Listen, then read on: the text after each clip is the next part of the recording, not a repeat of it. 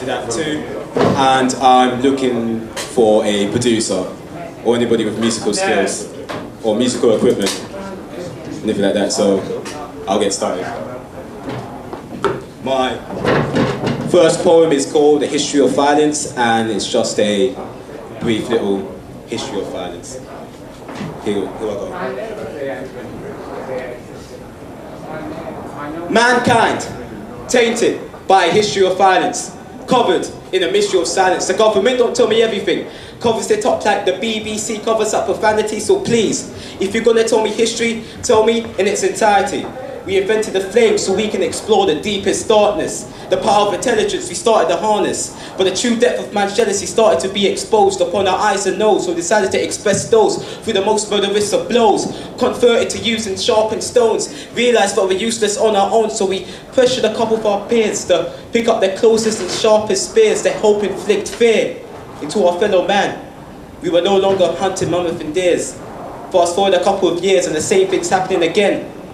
But this time the sharpened stones have been replaced by a Mac and a knife and a Mac 10. The young cavemen are now young women and men. Now there you go, a brief history of violence, covered in a mystery of silence. The government don't tell me everything, covers it up like the BBC covers up profanity. So please, if you're gonna tell me history, tell me in its entirety. Thank you.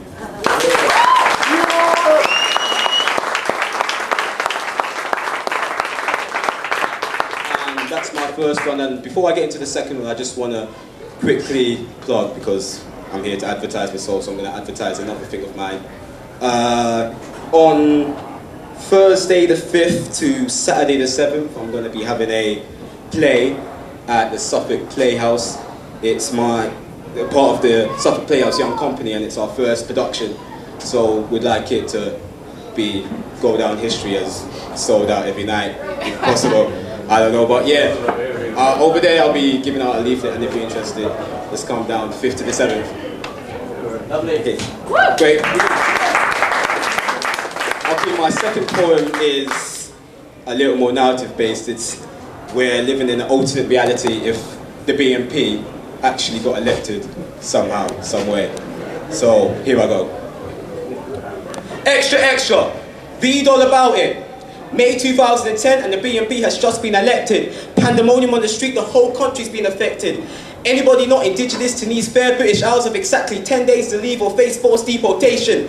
Pretty easy when at face value you can tell they're not Caucasian. But what about those who perhaps never knew that they were quad-tuned and not-tuned and happily a part of the BNP crew? What are they to do? Well, fuck you.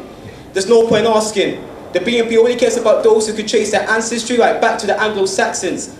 Anyway, back to the topic at hand. A new broadcast goes out to every child, woman and man, but now they've got exactly 5 days to report back to the motherland. And if they're speaking an unspoken language, then they'll switch it to one that you can understand. And that's one of fear, death and intimidation. The BNP wants a white-only nation.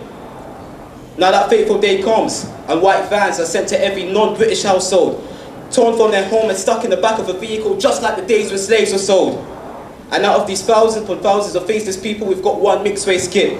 His name's Tyrone. Doesn't understand why he has to go back to his country, to a place that's completely unknown. He's scared. He clutches on his mother's hands.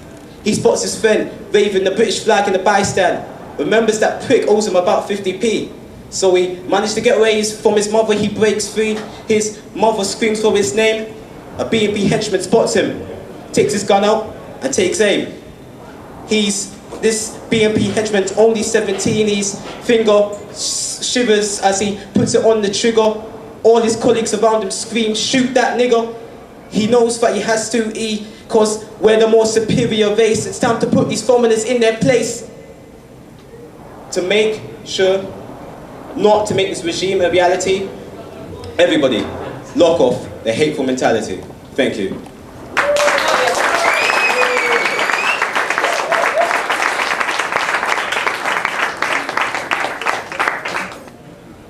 Unfortunately, I'm quite a new poet, so that's the only poems I know really of heart at the moment. So. But yeah, as I said before, I'd like to, if anybody's got musical skills or anything, I'd like to collaborate with a producer, guitarist, anybody who can play an instrument, really. So yeah, thank you once again.